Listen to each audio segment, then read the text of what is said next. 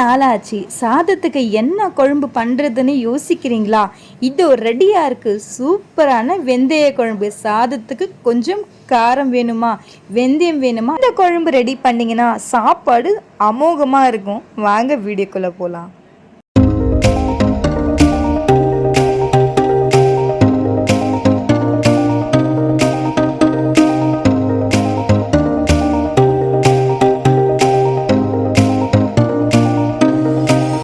ஆரம்பிச்சிடலாங்க.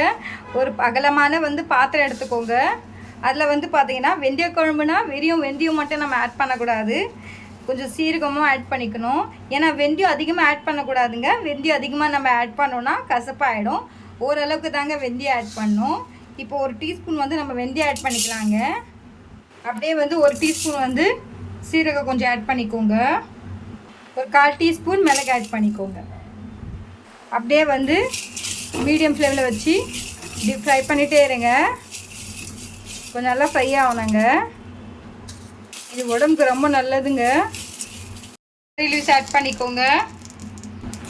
நல்லா செவக்கிற வரைக்கும் இந்த மாதிரி மிக்ஸ் பண்ணிகிட்டே இருங்க. வெந்தய குழம்பு தானே அப்படின்னு சொல்லிட்டு வெந்தயம் அதிகமாக ஆட் பண்ணிட்டு போகிறீங்க.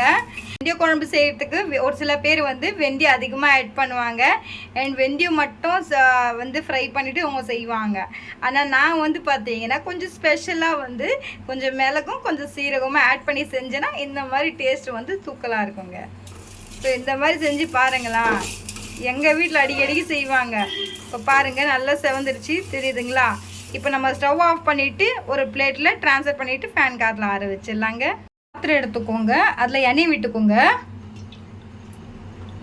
எண்ணெய் ஹீட் ஆனதுமே ஒரு டீஸ்பூன் கடுகு ஆட் பண்ணிக்கோங்க. அடுப்பை மீடியம் ஃப்ளேமில் வச்சுக்கோங்க. வெந்தய குழம்புக்கு வெந்தயம் இல்லையாமையா, இப்போ நம்ம வெந்தயம் ஆட் பண்ணிக்கலாங்க. கொஞ்சோண்டு சீரகம் ஆட் பண்ணிக்கலாங்க. ஒரு கொத்து கருவேப்பிலை ஆட் பண்ணிக்கோங்க. 4 காஞ்ச மிளகாய் ஆட் பண்ணிக்கோங்க. அடுத்து நம்ம பார்த்தீங்கன்னா வெங்காயம் ஆட் பண்ணிக்கலாங்க. உங்ககிட்ட சப்போஸ் சின்ன வெங்காயம் இருந்துச்சுன்னா ஆட் பண்ணால் நல்லாயிருக்கும். பட் நான் பெரிய வெங்காயம் எனக்கு பிடிச்சிருக்கு. அதனால இன்றைக்கி பார்த்தீங்கன்னா வெந்தய குழம்புல நான் பெரிய வெங்காயம் ஆட் பண்ணி நான் செய்கிறேன். இப்போ அடுப்பை மீடியம் ஃப்ளேமில் வச்சுக்கோங்க.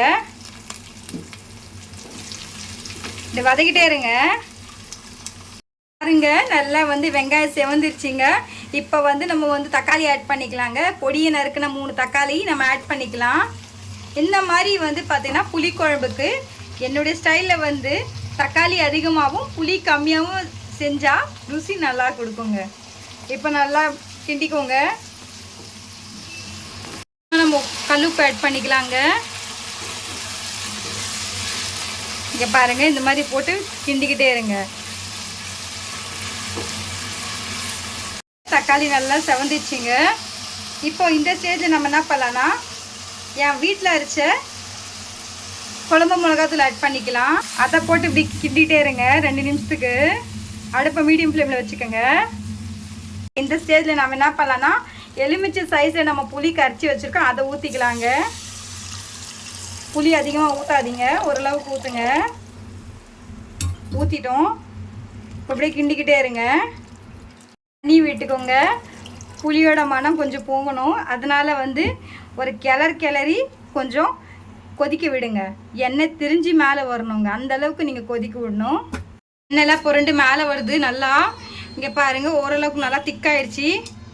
பார்த்தா தெரியுதுங்களா. இந்த ஸ்டேஜில் நம்ம அரைச்சி வச்சுருக்க பொடி இருக்குல்ல, வெந்தயம் மிளகு அதெல்லாம் அரைச்சி வச்சுருக்கோம்ல, அதை ஆட் பண்ணிக்கலாம்.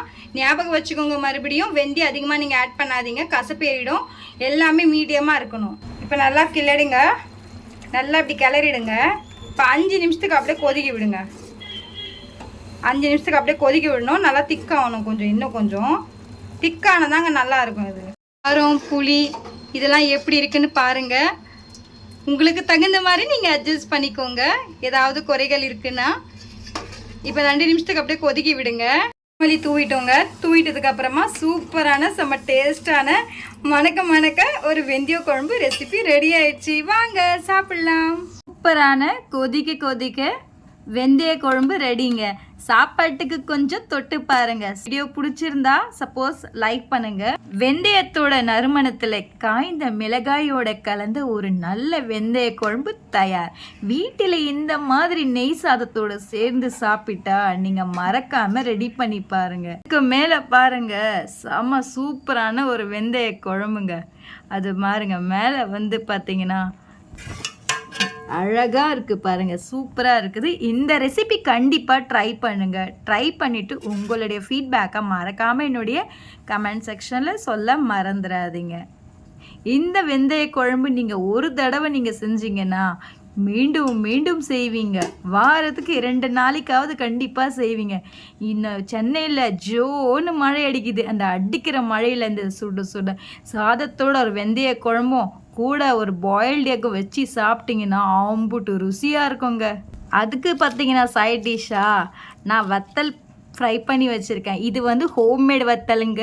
இது இன்னொரு நாளைக்கு இந்த வீடியோ ரெசிபி நான் கண்டிப்பாக ஷேர் பண்ணுறேன் உங்களுக்கு. முன்னாடி வந்து பார்த்தீங்கன்னா நான் ஸ்பூனில் பாருங்கள் காட்டுறேன், செம்மையாக இருக்குது. இங்கே பாருங்கள், அதை வந்து அடிக்கிற மழையில் சுட சுட சாதத்தோட கை வைக்க முடியலைங்க. அதனால தான் நான் ஸ்பூன் யூஸ் பண்ணுறேன். பாருங்கள், இப்போ பாருங்கள், அது கூட வந்து நம்ம சாப்பிடும்போது அம்புடு ருசியாக இருக்குங்க. வேறு லெவலுங்க. இந்த பாருங்கள் செம்மையாக இருக்குது. அதுக்கு மேலே வந்து பார்த்தீங்கன்னா கொஞ்சமாக வந்து நம்ம வீட்டில் வத்தல் ஃப்ரை பண்ணி வச்சது அதுக்கு தொட்டு சாப்பிட்டிங்கன்னா வாயில் வரும் பாருங்கள் ருசி, அம்புட்டு ருசியாக இருக்குங்க. இந்த வீடியோ உங்களுக்கு சப்போஸ் பிடிச்சிருந்துச்சுன்னா கண்டிப்பாக ஒரு லைக் தட்டிட்டு மட்டும் இல்லாமல் ஒரு பெல் ஐக்கனை தட்டி விட்டு போயிடுங்க. ஏன்னா ப்ளீஸ் நீங்கள் பெல் ஐக்கனை கிளிக் பண்ணால் தான் நான் போடுற வீடியோஸ் உங்களுக்கு உடனே வருங்க. என்னுடைய வீடியோ பார்த்ததுக்கு ரொம்ப ரொம்ப நன்றி. மீண்டும் ஒரு நாளைக்கு ஒரு ஈஸியான டிஷ்ஷில் இதே மாதிரி நம்ம சந்திக்கலாம். இப்போ உங்களோட அளவு விடைபெறுவது. Take care, bye by.